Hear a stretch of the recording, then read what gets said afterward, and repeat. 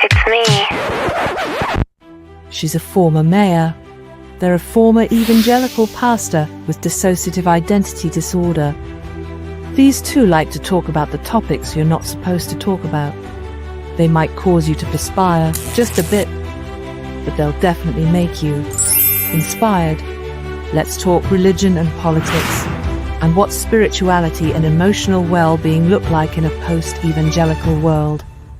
This is Paul and Ashley on Evangelicalish. All right. Welcome to Evangelicalish. Here we are. Here we are. I always feel so grand after listening to that open. And you commented on it like every week. Well, but what I don't do that I really want to do is like air guitar, the fiddle sound or the violin sound. So Okay. I'm at least controlling myself to not do that. You may be complaining that I always talk about it, but at least I don't, start every show like this because I want to, but I don't. We're doing something a little different this week because actually right now, at this moment, while this is airing, you are not sitting in your office upstairs in our house. Do you know where I am right now as this is airing? You're at a very high altitude. No, maybe, I don't know. I don't think so. I'm in Mexico. Is Mexico City at a high altitude? It's a very high altitude city. Yes. Oh crap. So right now I'm out of breath, probably having a cocktail at a hotel bar. Yes. Getting drunk faster than I should because I'm not comfortable with the altitude.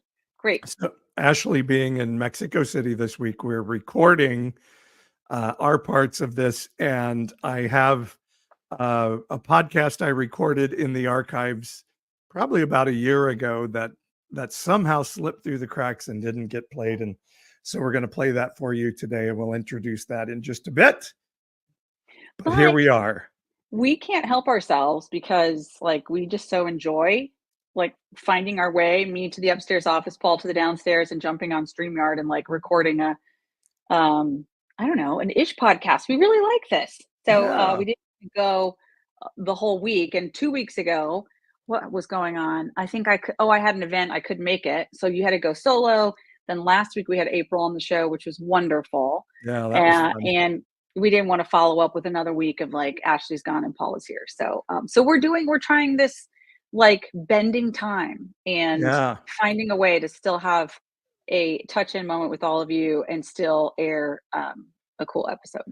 So welcome to all of you in the comments. And I will be able to comment because I will be watching this as it's streaming live. So that'll be nice. That'll be fascinating. And I guess you could too in Mexico City if you so choose. Well, like I said, I'm going to be at the bar out of breath with a cocktail. So yes, I could be on my phone saying hi to Doug on the left and to Pucky and all of our amazing regulars that hang out with us live. Speaking of amazing people that we've met through this ish community, we just had a fantastic lunch with Carol, who drove down from Sacramento. I'm not sure, I didn't catch if she follows Pastor Paul or ish or both, but anyway, just really cool person. And say more about why she was here and what we talked about. Yeah, she's been a follower for a long time and a good friend. And sorry, my voice is a little messed up today because I'm just a little bit under the weather. It's not COVID. And it's not COVID. We did a test and it came back negative for sure. And so we've been connected for a long time. But I was selling an e-bike and she needed an e-bike. And so she bought my bike and came down from Sacramento to pick it up. And so it's always fun when you get to see somebody you've known virtually for a long time and then get to see them in 3 dimensions. And we had a lot of fun, ate some really good Fresno Mexican food together and had a wonderful conversation. The 3 of us getting to know each other, even though we knew each other already. You know, it's funny because, and hopefully Carol's listening to this, and if so, hey to Carol. But what was really just wonderful and heartwarming was sitting down, breaking bread / tortilla chips because it's Fresno and that's what we do. Yeah. And it's like, oh, tell us your story. And like, grew up in Assemblies of God church. I'm like, so did Paul. Then I went to a Southern Baptist church. So did I. How did you start your deconstruction journey? Well, it was Trump. That was that. I mean, it just, the stories are just so similar from so many people. I feel like history, it's like we're living history right now, and history will say this over and over and over again. There was just this sort of mass impact of this 2016 election bizarreness that carried on for years, including still now. Well, But it was fun to just catch up with her. And I would say, like us, Trump didn't start our deconstruction journey. It was Right. the straw that broke the camel's back. Or It maybe was for you'd say sure the straw. the bag of bricks that broke the camel's back, that like, okay, we cannot be a part of this anymore. Right. Yeah. Yeah. But anyway, so there are people Go ahead.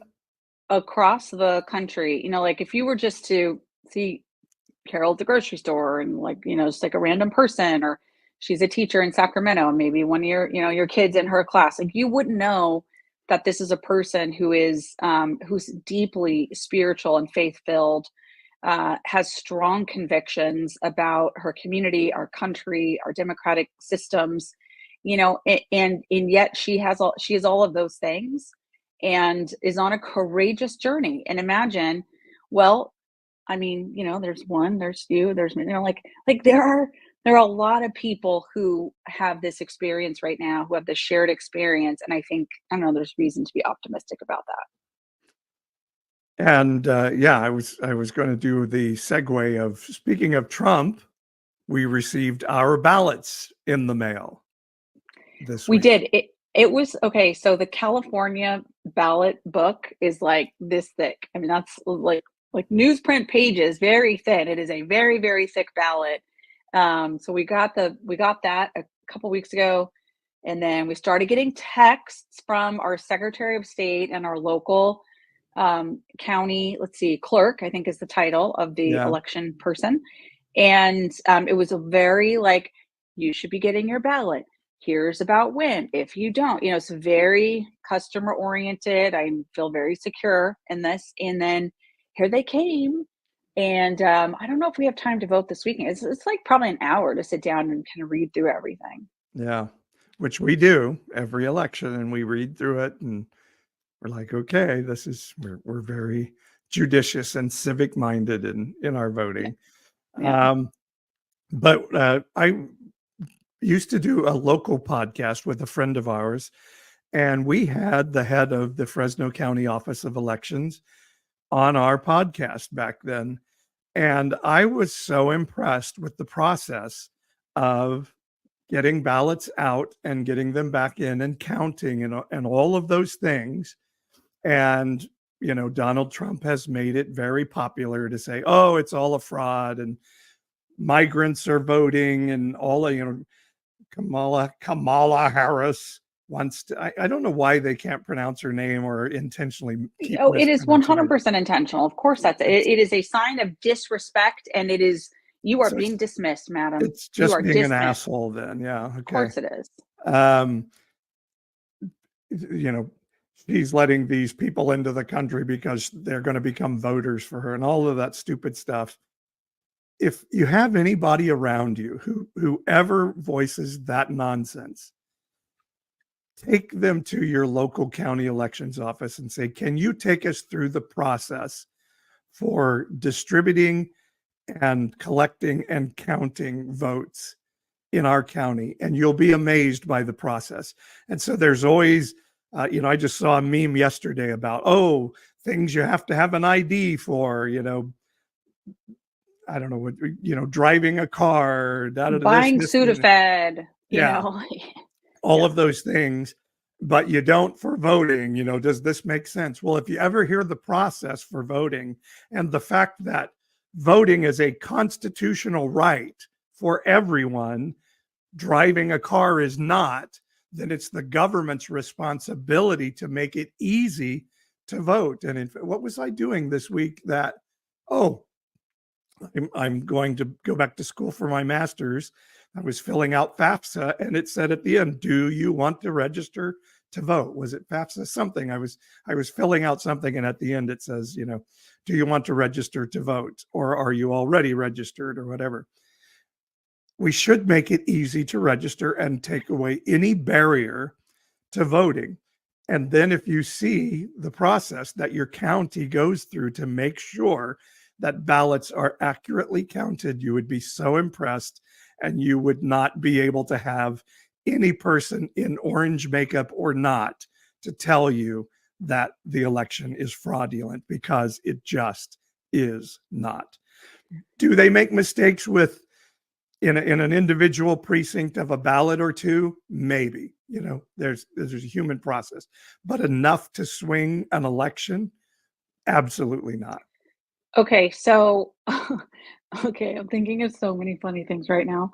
I'm cracking myself up. Okay, so just to recap, your suggestion is, if you have questions about your local process, your county office of counting, of administering the ballot, administering the election, you should call your county recorder or clerk or whatever the local title is, and ask if there's an opportunity to come down, or just show up at the front counter and ask someone to explain the process to you. And you're saying the person who did this on your local podcast a couple years ago, and believe me, there's nothing particularly special about the Fresno County Office of Elections.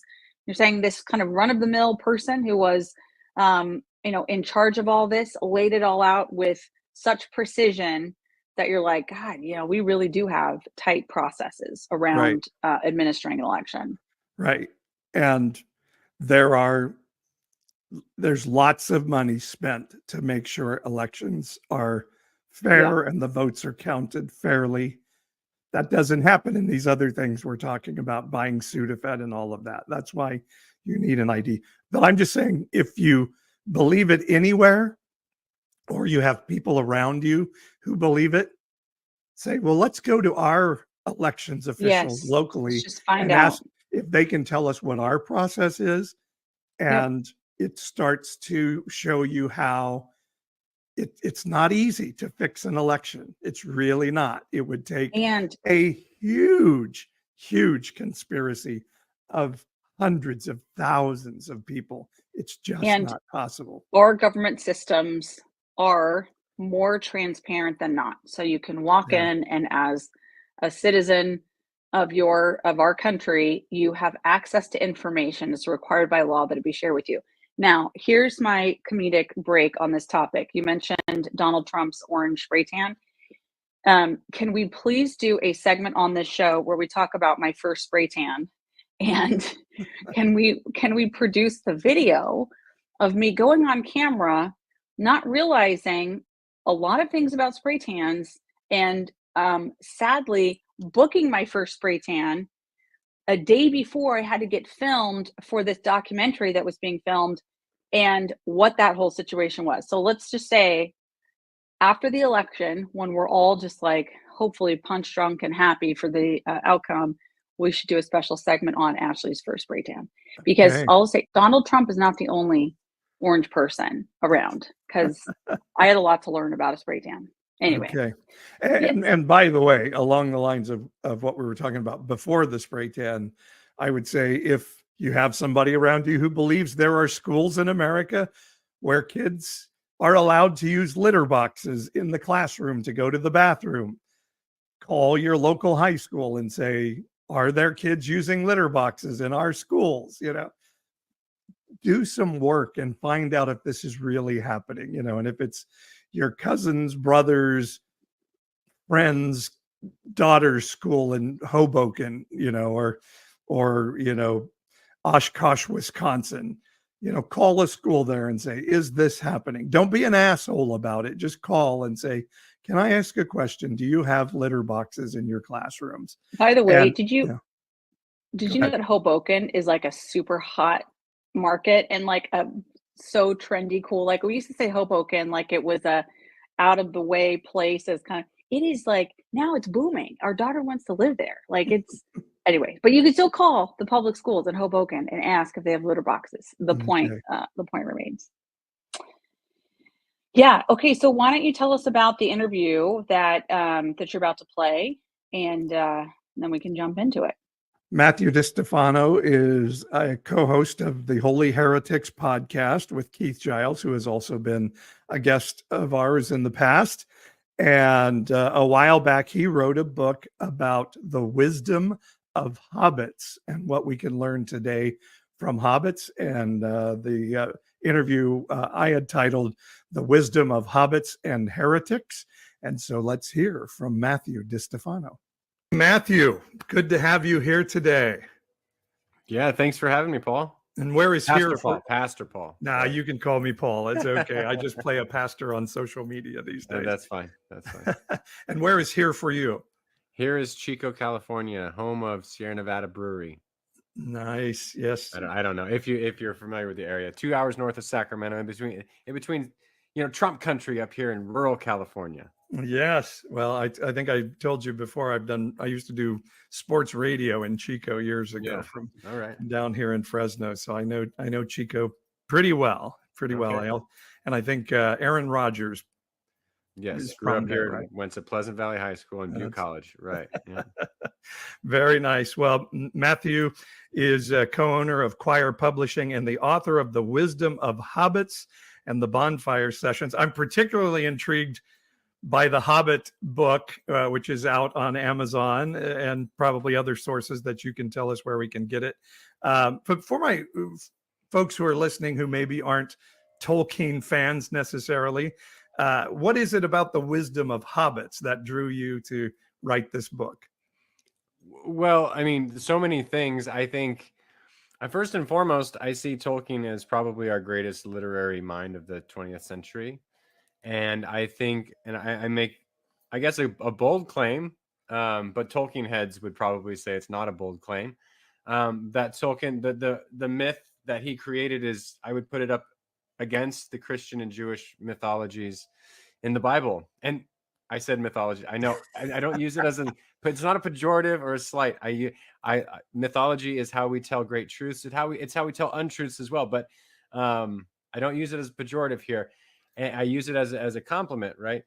And so where there's great mythology, I think there's great truths to be found. So I think there's plenty of wisdom to be found. If you're going to find wisdom in other mythologies, like the scriptures, you're going to find it with someone like Tolkien, who created a fantastic one. I guess I can't go away from that just yet. Talk about how you see the Bible as mythologies. That's going to be difficult maybe for some people to hear. Yeah. So no, I knew I wouldn't get away that easily. So the way I approach it and the way I define the word, we can define the word in many different ways. I take what's called a Girardian standpoint. So René Girard was a French literary critic turned anthropologist, philosopher, taught at Stanford and elsewhere. I was fortunate, actually, enough, it sounds terrible, to go to his funeral and attend his funeral and hang out with his family some years back. And so when I say the word mythology, I'm following his line of thinking. So mythology is how we tell our stories. I mean, that's super reductive, right? The way he views it is that the way we tell our stories is we generally paper over the myth of our victimization. So we paper over the truth of where the guilt and innocence lies in our scapegoating of others. And as a society, we do this really, really well.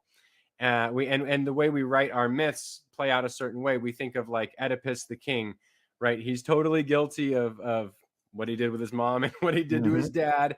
And what happens is a plague befalls the people, right? And the plague doesn't go away until he goes away, right? So we get rid of our scapegoat and we kick him out of the community, and then peace ensues. And so that's one way of viewing mythology. I think another way of viewing mythology is the truths that are found in them. And whether they're pre-Christian or whether you're following the Jesus, gospel message, which Girard points out is like it uses the template of myth and then kind of reverses where guilt lies, right? So we have now the innocent son of God, kind of exposing the lies that we tell of our mythologies. And a lot of people say, the Jesus story is really just a retelling of a bunch of rising and dying, or dying and rising, I should put it in that order, right? Dying and rising gods or sons of God. Well, yeah, sure. But there's also a lot of subversion going on there too. So it's like using the template to flip the template on its head. And Gerard, I think, better than anyone noticed this. And so when I'm talking about mythology in this very nuanced, very robust way, and then Tolkien, I think those stories, I mean, literally the mythopoetic stories that he has in there read like it's the book of Genesis almost. And then he tells stories within that world that he built, just like kind of the Bible does. So this very robust, very nuanced, very lengthy definition of the word myth. Okay, good. I like it. And I do want to get back to Hobbits, but let me, I guess, in follow up. So when you read Jonah or Job or maybe virgin birth, right? Do you look at those as mythologies? And mythologies, does it matter to you if they're true and real or not? Yeah. So when you say the word true, I've got to say, I don't want to sound like Jordan Peterson because I'm not a fan. But we do have the default of, did it literally happen in the way it's told in the scripture? Mm-hmm. And I would say, I would follow more like Rob Bell and say that's a really boring, uninteresting question. Did Cain and Abel literally live, and did one kill his brother? Well, I don't particularly think so, and I think it's a boring question. The more interesting question is, what does this story say that's different or similar than the other stories that would have been around at the same time? So one example is Romulus and Remus, and they're two brothers. This is the Roman murder, genitive murder story. They argue about how to interpret a flight of birds and what that omen meant. And so they get in an argument and one kills the other. And then one's the hero of the story and the city's founded off Romulus, right? Rather than Remus. So, okay, well, that story existed. So is the Bible quote unquote plagiarized? Well, no, it's like, it's using the template to say, what is really different going on here? And so then they tell their story. And so when I'm approaching any of the texts, I'm not saying, did this really literally happen in the way journalistically, right? I'd say that's such an uninteresting question. Like, I think there should be a truth behind the truth, right? Just like going to Hobbits. I don't want to do your job for you and transition us. Sure, but go ahead. Did Frodo and Sam literally live? Well, no. Is that the end of our discussion? How boring, right? So what's the truths found in fiction? What's the truths found in things that literally didn't happen? I think that's way more interesting because we're much more creative than we have to only talk about what's literally right in front of us. And if it's reported in a way that's wrong, quote unquote, then it loses all value. I don't think so. Right. It's I learned this. Of course, growing up, virgin birth was, it was real. We knew it. It was true. Right, and then somewhere along the line, somebody told me, there used to be quite a heavy belief that Jesus was a bastard. And the religious guys even said, hey, Jesus, we know who our father is, and as a pejorative of him. And and does it make the story any less interesting if somewhere along the line in history somebody thought, well, we need to cleanse the story, or our savior can't be a bastard, and his mother can't be a slut, but does it make the story any less interesting? In fact, it almost makes it more interesting to me. It does I think when you whitewash it, it does the opposite. And it turns the Jesus that you have to have, which is more of like a theological structure that you, rather than a very human, messy Jesus. And for me, give me the human, messy Jesus rather than the whitewashed guy I cannot really relate to. Like this kind of superhero thing, like, well, yeah, cool for saving me and all that, but you don't know what it's like to be me, so you can't really talk about it. Yeah.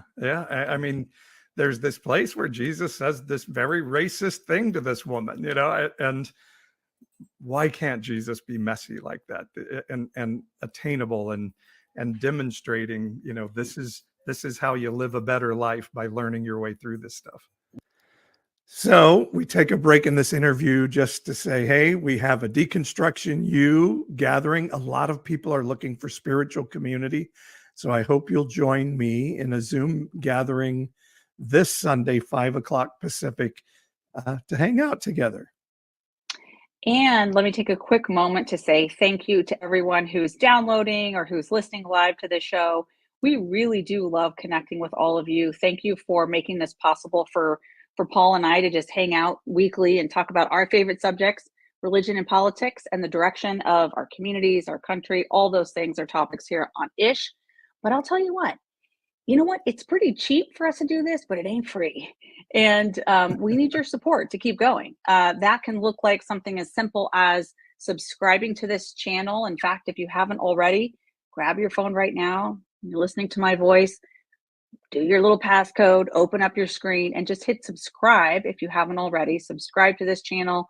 And for those of you who really find this as a source of inspiration and something you keep coming back to, why don't you consider supporting us? It's $5.99 a month, and it goes a long way to just pay the bills that keep Ish coming to you every week, and to give us a little bit of support for continuing to do this work with all of you. So appreciate you subscribing and supporting, and we'll get back now to our interview. Okay, before we get back to the interview, let me say a couple more things. Sunday, we will be having our Decon U get together. Yes, my voice is still very gravelly and my hair is longer than it was in that interview. But also, Ashley and I have a really cool opportunity on Sunday I want to tell you about. And that is we're going to be on Sunday morning with the Holy Heretics. They have a Sunday morning version of their podcast called Heresy After Hours. It's 10 a.m. Pacific on Sunday mornings. And we're going to be their guests this week, Ashley and I. So I hope you'll join us for that. We'll be sending out more information about it. And we're doing a little podcast exchange with the Holy Heretics, which is Matthew Distefano, who we're talking to tonight, and Keith Giles. And they have some amazing guests on there. And we're also exchanging ads. So let me tell you a little bit about the Holy Heretics podcast. Their ad says, "Are you tired of mainstream religious podcasts that dodge the real questions? Well, tune into Heretics Happy Hour, where they tackle the burning questions, not people. And with the main show every Tuesday, which features panelists like Rainn Wilson." Wow, my daughter would go crazy. She had Rainn Wilson in a class, come speak to a class when she was at Pepperdine. If you don't know, Rainn Wilson is, what was the name of his character now? I can't think of it, from The Office. Gosh, I've totally blanked out now. But they have Rainn Wilson, David Bentley Hart, Lisa Sharon Harper, Bart Ehrman, and many more. And a bonus show every Friday and a live stream every Sunday called Heresy After Hours, which Ashley and I will be on Sunday. And they're here for all the faith seekers ready to challenge the status quo. Subscribe now to their private Facebook group, wherever you get your podcast, you can join the conversation of redefining faith. Now, let's get back to our podcast. Well, what if we talk about it in Christianity, not to derail us, about the importance for repentance. So what if we had a Jesus who had to repent too? Because that to me is much more powerful. And I was also thinking, of course, I was thinking in relation to Tolkien, in Hobbit lore, hobbits come of age at 33, and it's tradition, I guess, Jesus died at 33. Mm-hmm. So to come of age is to become an adult, right? When we come of age, we don't all of a sudden now have figured out all of adulting. Yeah. So if Jesus was coming of age, let's say Jesus didn't die on a cross and he lived to be 80 like the Buddha or something. Do we think Jesus would have grown and learned and changed his mind about something in 47 years of life? I would hope so. I mean, I would think so. I think C.S. Lewis wrote about this, but I would think he would. I've certainly learned stuff from the time I've only been around 7 years after 33. So, and I've learned a lot, and I hope to learn more. And I think Jesus would too. And so then we play this game of, well, Jesus was God. Oh, okay. So Jesus why didn't Jesus say, stop having slaves? Well, he was human. Yeah. No, wait, you just said he was God. So yeah. We end up playing some silly games with that. And I agree with you. I think a more messy story, a Jesus that no crying he makes on the night of his birth is is not an apprehendable story at all. No, it's not relatable. So again, like, let's just take it at face value. If it's a story, it's a kind of bad one. I mean, if you a good story, you have to relate to the characters. Yeah, I do, at least. Like, I have to. I don't care what happens in the story. I have to relate to the characters. And if I can't relate to a Jesus who comes out like preaching the word of God, not crying, like not burping, not far, I mean, I'm hyperbolizing it, but you know what I mean. I hear what you're saying. No, Yeah. I do think he pooped. I just think yeah. I think it's a Sure. part. I of the changed whole- a diaper or two like 13 years ago. So no, I changed a lot of diapers, actually. And so tell us, I guess this is a good place to tell us a little bit about your journey that got you to the Hobbit book. What has your spiritual journey been like over these last few years that has you thinking things like Jesus pooped? Well, I haven't thought about that in a long time until today, so I blame you. Okay, good. Yeah, so I mean, I went through this whole thing that we now call deconstruction. I wrote a lot of books about God and theology. And then, so how I got to a place was, I think I got to a place where I was comfortable where I'm at theologically. I don't have to have all the answers. I don't need to have an apologetic for my faith. I don't have to defend it to anyone. I don't have to explain it to anyone. So what do I now want to do? I want to write about hobbits because they're more interesting right at this point than theological matters. But really, I mean, my story could be anyone's story. And I wrote a book with my friend Michelle on it because I just wanted to have that, I guess, so I could be like, hey, this is my story. And it's interesting, I suppose, but it's pretty common too, right? You grow up conservative, you believe hell, inerrant Bible, gay people are going to hell, the rapture, on down the line. We've all heard it 1,000 times. I'm curious. I'm philosophical. I went to university. It was a state school, but I still went to 4-year college. You see the world. I loved philosophy. I excelled at critical thinking and all of that stuff. So naturally, those things they don't really pair well with evangelicalism, if we're honest. So those things fall apart, like hell and inerrant Bible. Why should I think that gay people aren't quite as equal as non-gay people? We're really going to rapture into the sky and there's going to be 7 years. I mean, I'm not trying to make fun of anyone who believes that still today. I'm just saying, like, upon critical reasoning and philosophical scrutiny, it's just kind of weak. Mm-hmm. And so I dropped all that stuff. And when I did, I asked a lot of questions, and I asked them very plainly and bluntly, and to my friends and to my pastors, and that didn't go so well. And, my wife's grandfather was like a pastor of our church for 25 years, and he was retired at the time. And, so it caused a lot of turmoil, it caused a lot of family upheaval. I've now since come out bi, that just doubled down on the Matt's going to hell stuff and leading everyone kicking and screaming with me, right? That's how they view it. And so, I mean, we've heard this. If you talk to anyone who's quote unquote deconstructed, you've heard that story. It's something similar, right? And so that's kind of where I've been. And now I'm just, I'm still writing. I still have interest in theology, though the only interest in theology I have is really like, how is this theology harming or helping people? Mm-hmm. And if it's harming people, how do we undo and untangle ourselves from the fear and the wrath and because I really do believe most people are better than their theology. So let's untangle ourselves from this toxic theology and get Christians to realize when they say God, they really mean theology most of the time. Yeah. And it's generally, well, unfortunately, too often in America these days, it's white Christo-fascist or fascist adjacent, nationalist adjacent. Yeah. I only follow God's word. Well, that's your interpretation of God's word. No, it's God's word. Like we believe. Nope. I keep asking people, how did you get so lucky to land in the one time in history where the church has it all exactly right? Or you even will, able to think. I had Calvinists who say if they were born in, Mumbai, they would be Calvinists. I'm like, okay, man. I mean, okay, whatever. By the way, I'm a proud CSU grad. I don't know if you went to a CSU school out here. I went to California State Chico. It used to be like the top 5 party school. That was before my day, though. You missed out. Apparently. CSU Fresno for me. They've Okay. decided now to call it Fresno State. So I guess Chico State. Yeah, I guess whatever. that's what it is. But All the same system, right? So we were rooting for San Diego State, and then they lost in the championship. And I know, but to it was get kind to of the like, championship- hey, this is kind of my alma mater. No, I'm just kidding, right? it's our cousin at least. Yeah, our cousin. Yeah, maybe second, twice removed. I don't know. Yeah, exactly. Although if they go to the Pac-12, then they're not going to be our friends anymore. I guess not, right?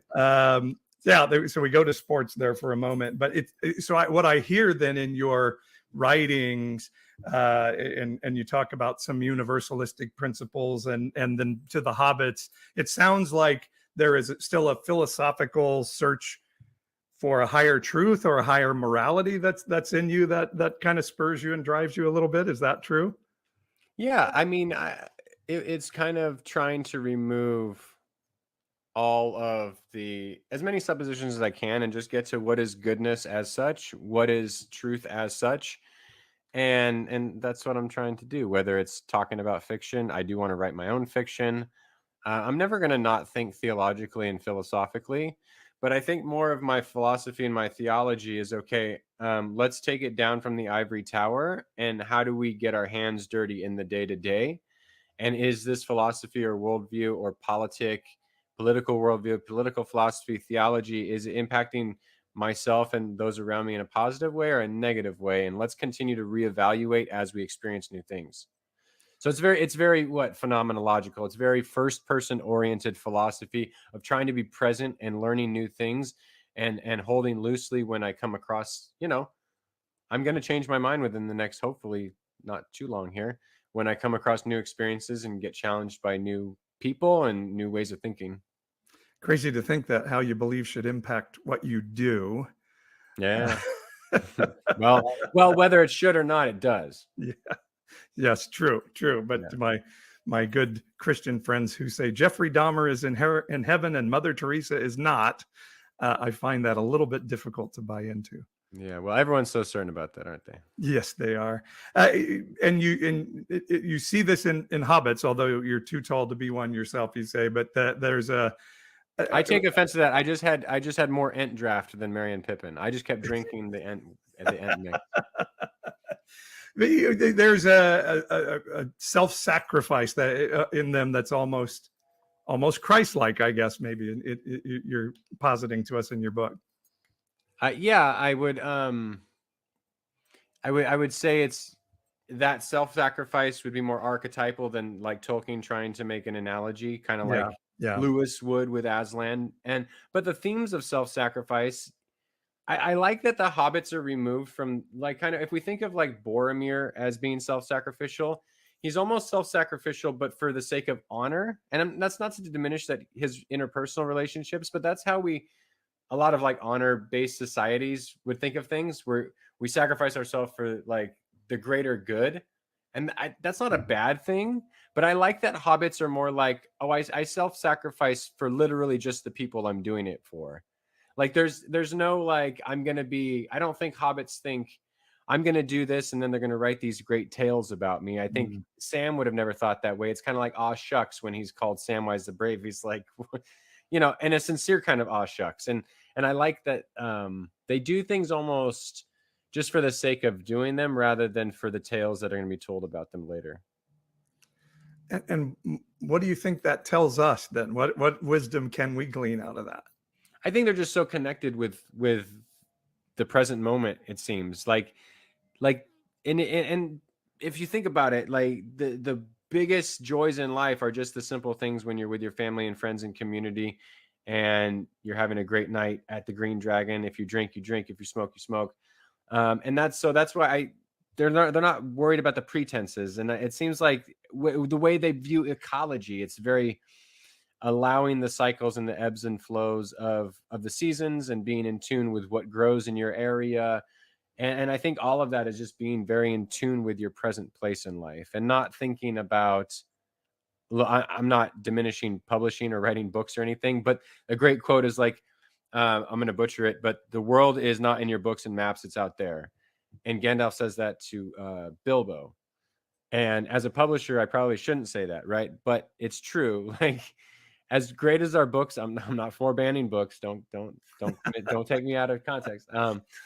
I'm definitely pro book. Well, you're not. You actually own a publishing company. I own so a I'm publishing assuming. company. Yeah. And I'm trying to actually sell books here. But in reality, the real nugget of truth, the real, like, this is what life's all about, I think, is more just in the being present in the moment, when you're not worried about having to write something down or thinking about something abstractly. It's just really being present. The world is right there in front of you. And I think hobbits really understand that. They can also be insular and xenophobic, and they have their kind of darker side. And I talk about that in the book too. Again, the messiness. I don't whitewash them and create some mystique about them. Like, they're messy like us, and they're messed up like us.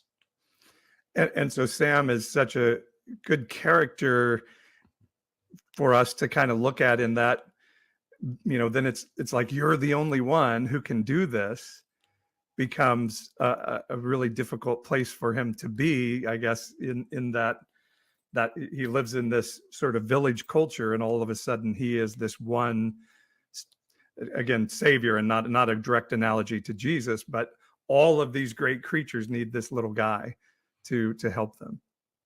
Yeah, and what's so interesting about Tolkien's characters, and I think why we're still talking about him and why we care so much, is that Sam is that figure, and Merry's that figure, and Frodo's that figure, and Pippin is that figure, but so is, like, Gollum. Like, Gollum has his part to play too, and there's still pity and mercy for Gollum. And really, I love how evil in Tolkien's world doesn't get destroyed by good. It almost it destroys itself. And Gollum is a part of that. And what Gollum does, though he never intentioned it for good, it's still used. It still somehow ends up good, because it saves Frodo and entire, if Frodo left, I mean, spoiler alert, doesn't throw the ring in, he actually would have left at that point. And I bring this out in the book too. So I think it really helps, like, humanize even our scapegoats in society. And that's what Gollum is, really. Doesn't mean he's good. Doesn't mean he's trustworthy. Doesn't mean I want to have a beer with him.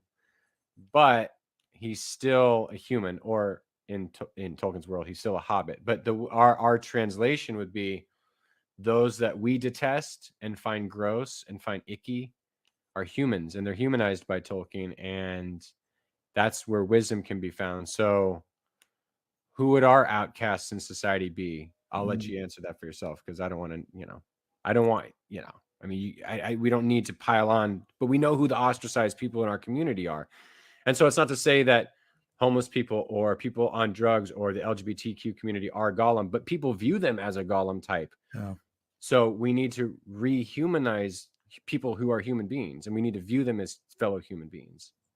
Matthew, I appreciate the time to come on and chat with us about all of this, and tell us about the book, where it is, and where can people find you out in the social media world. Yeah. So the book, generally, I mean, we're all online, right? So Amazon is easy. But this book is at any retailer, Barnes and Noble. You can get it on Kindle. You can get it in an audiobook. It is available. If you link in the show notes, that'd be cool. If not, you can just look up The Wisdom of Hobbits. The publishing company is QUOIR, choir.com is our website. And I'm on all the social medias. You said I'm not on Twitter anymore, because why? Like, I don't need to be on Twitter anymore. But yeah, I'm on all the other ones, and yeah, you'll find me out there. All right. Love Matthew Distefano. He's amazing. So now, Ash, let's finish up. What's on your mind this week? I always have a range of things that I can, like, say honestly, something very shallow, something kind of deep, something in between. But I think what I'm gonna say is on my mind this week. I started reading this book called The Autobiography of a Yogi. And it came up for me in a couple different ways. All this, when you have, like, those moments where all of a sudden everyone's like, oh, have you read this book? So that happened for me. Apparently, this is a book that Steve Jobs would read, like, a couple times a year, written in 1946 by a person who went on to become a very spiritual figure in the, actually lives in the US, or lived in the US. Anyway, it's just super cool. And, like, it's kind of interesting to go on this like spiritual journey through the perspective of a different world religion than the one that I grew up with. So I'm like kind of enjoying it. So that's not Yogi Bear or Yogi Berra, who Or no, is from Montclair, New Jersey, where our daughter goes to grad school. which we found out when we were lost trying to get to her last opera, and every street we turned on the campus was called Yogi something, and we could not find our way to this theater. But anyway, no, not that. It's Yogi as in an Indian spiritual leader. And yeah, I think I'm probably not saying the right words, but yes, as in, Yeah. you know, You'll have to keep us the world updated religion. on what you learn. What's on my mind is I had cataract surgery on one eye and am about to have cataract surgery on the other eye. And at a time when people don't believe in science, it's just mind-boggling because I have a new lens. They just completely replaced the lens in my eye, not in my eyeglasses, in my eye. And they're going to do the same to the other one now. And the doctor is saying, and you won't have to wear glasses anymore when you drive or when you do basically everything except read. You're going to have to go to Walgreens and buy some readers. And at a time when we're like, no, science is evil and they don't know what they're talking about, I can go have eye surgery and get new lenses put into my eyes so I don't have to wear glasses anymore. I don't know what I'm going to do to not be able to, accessorize with my glasses anymore, but I'm pretty excited to think about driving without glasses. I think it's going to be really like curious to see you totally without glasses. I wonder if it's going to make you look younger to not have glasses at all. But you know what? It reminds me of Tom Cruise and all of his Mission Impossible movies. And they would like put the contact lens on that was like they could like type in information and like what I'm saying? Like when I checked you out of the procedure, they gave me a little card that said, here's the information on the lens that we surgically implanted into Paul's eye. It was like, oh my God, this is wild and crazy. And so easy, right? Like, and if I take my glasses off now, my right eye is way better than my left eye. Yeah. And my left eye will soon get its upgrade. So that's pretty amazing. So in 3 weeks' time, you will have had 2 eye surgeries and gotten braces. Yes. It is surely a season of renewal for all of you. Renewal is good. Renewal. All right. So coming up this next week, again, Paul's got a special session on Sunday. Be sure to sign up for that called Decon U. If you're just looking for a time to connect with other people who are on their deconstruction journey, spend some time with Paul. That's going to be lots of fun. And the next week's show, we're not exactly.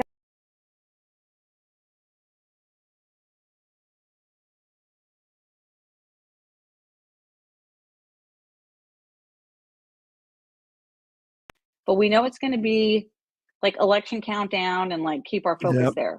Yeah, we're going to talk election till we get there and consort together and try to comfort each other as it's getting scary as we get close to November here. So I think maybe we do a little bit of WTF. How can it still be this close?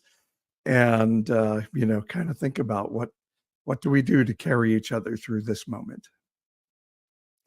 All right. Hope you're having a great time in Mexico City.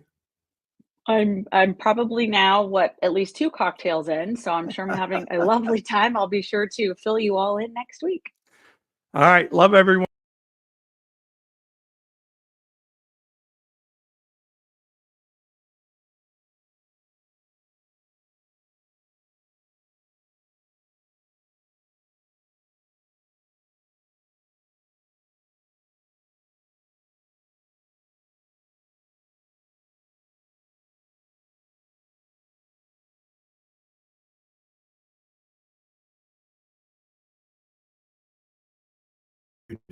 Okay. Can you hear me now? Thanks, Doug. I was just saying, I have eyes to see now. and the print is big enough on my screen that I can see it, and I can certainly drive and all of those things. So hi, Fat Jay, and I apologize for calling you fat. So yeah, I just thought I would jump on and do a little live chat before I head out, and thank you guys for coming in and hanging out and letting us do a recorded show. I just loved that Matthew Distefano interview, and it kind of, like I said, it fell through the cracks while I was, having some life stuff going on. And so I'm really happy that we got to run that, and really happy that Ashley and I will be on with Matthew Distefano and Keith Giles on the Holy Heretics podcast on Sunday morning at Heresy After Hours. So okay, so let maybe we can talk a little bit about Doug is saying I didn't mean to cause so many waves. I appreciate that. I think so any of you who might not know, there was Doug was having a conversation about some verbiage he uses against Trump followers. One of our good friends and followers who is trans felt the verbiage was a little bit disrespectful to the trans community and personally to them, and so we've just kind of been chatting that through.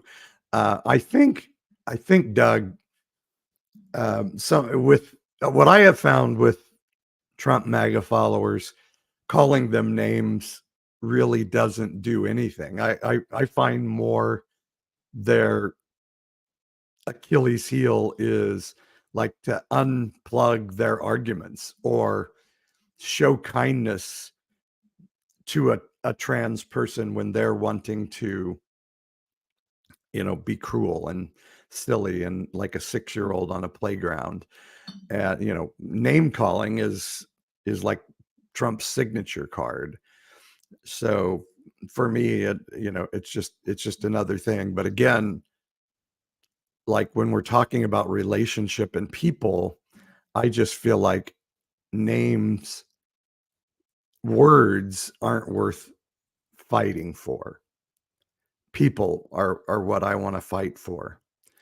And yeah, I may call somebody a whitewashed tomb every once in a while or something like Jesus did, but if somebody who I want to honor, who I'm standing for, says, ouch, that hurt, I'm going to say, oof, you're not my target audience when I'm using sharp barbs. And so let me step back from that and kind of rethink what I'm doing. And so that's just how I see it. And you get to make your own choices on all those things, but that's kind of where I'm at. So yeah, does anybody have any thoughts, questions, anything you want to share before we kick out for the night? I was doing a live that Doug was on earlier today where I was asking the question of like, what do we do with people who have completely isolated themselves from truth? I had 2 encounters this week. One was with somebody who was, trying to beseech people through, some language. We have to pray. It's the, most important election ever, which I've heard for every election since Nixon from Christians. And this person said, if the Dems, and not my language, YouTube and Facebook, somebody else's, if the Dems can control the weather, they'll stop at nothing. And then another encounter with a person who was telling me the whole FEMA doesn't have money to help with hurricane aid, hurricane relief, because they spent all the money putting migrants into luxury hotels. And I was asking this person, like, do you really believe that? Or do you just feel like you need to back up Trump's lie? I mean, do you really believe that? Do you not understand how government funds are allocated by Congress and what that means? The person, of course, wouldn't answer. the question, they just kept going, well, you're always covering for the Democrats, which is not true. I think there's a lot of things the Democrats do wrong. Doug, I don't know the thing on Rin. Sometimes when I put things in Ashley's court, it gets into Ashley time, and I don't know when that will come out. It goes into Hurricane Ashley, and I just have to wait until it flies out. But she has been traveling the last 2 weeks. She was gone for a week last week, gone for 3 days this week. She'll be home Friday night, and we'll talk about it. By the way, if you're just joining, I'm Unconventional Pastor Paul. This is Evangelicalish. And if you want to join us Sunday night for our Decon U conversation, we're talking about just spiritual community, what that looks like in the 21st century, and also going to play around with the question of, like, what is sin? What does sin look like here in the 21st century and in 21st century spirituality? And how do we walk along with biblical scripture, and how does it walk along with us? So I'd love for you to join us for that. It is Sunday night. I was going to move it to Tuesday, then realized I had a work event on Tuesday night. So I'm sorry for the confusion. That's just me being somebody who isn't always attentive to details. And that's just the beauty of my system and all that I do. So Sunday night at 5:00 Pacific, we will be having our Decon U. And if you go to pastor-paul.com, I don't know if I have it on the page. I can give you the link right now. Let me do that. And then I'll get it on the website. I'm sorry I don't have it on there. I totally spaced on that. Again, details, not my strong suit sometimes.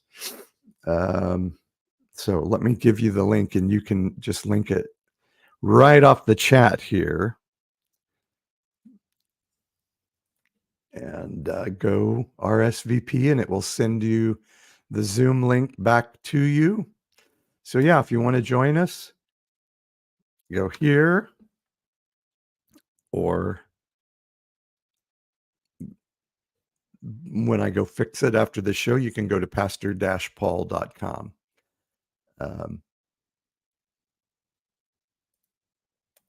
Something went wrong on Facebook. It didn't go there. Anyway, you can join us there Sunday at 5, and it will be on Sunday, not on Tuesday. Sorry for the confusion. That's this person's fault.